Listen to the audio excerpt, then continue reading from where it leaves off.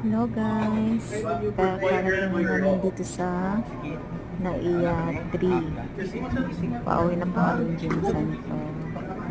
Ito yung sinasakyan namin, Philippine Airlines. Pauwi na po kami dyan sa tamang-tama lang po yung dating namin. At hindi pagtaga at umalis na rin yung airplane na sinasakyan namin. So papasok na kami dito guys. Nakikita nyo na nagmamadali na yung mga tao.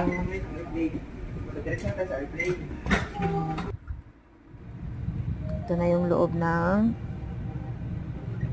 Air Philippines.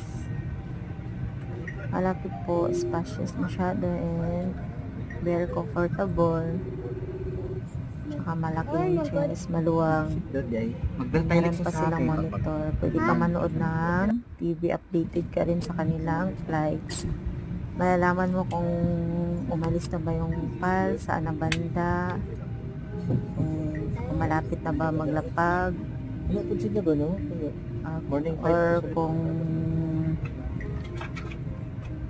aalis na ba talaga. Tingnan nyo, nag-i-explore yung baby namin si Lexus. Nakikita nyo yung monitor. Pwede ka manood ng movie dyan. Nanonood ako ng movie niya. Ito yung asawa ko. Mabutit magkatabi kami tatlo kasi minsan hiwalay kami. So ito yun. Nakikita nyo. Puno yan. Maraming pasahero. Aga pa ang flight namin. Nakarating kami ng Jinsan yan mga 8 AM. So sobrang aga.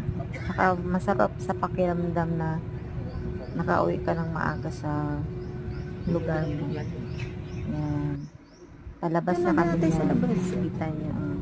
Excited na yung aming bata. Ang bait din ng mga flight stewardess. So bye. Pauwi na talaga kami.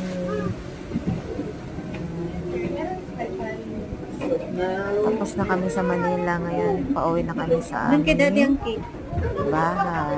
Nakikita yung labas ng airport. Excited na makauwi ang aming Lexus. Nakita ang mga ate at kuya niya.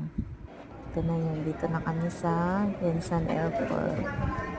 Naghihintay lang kami ng aming bagahe. Tapos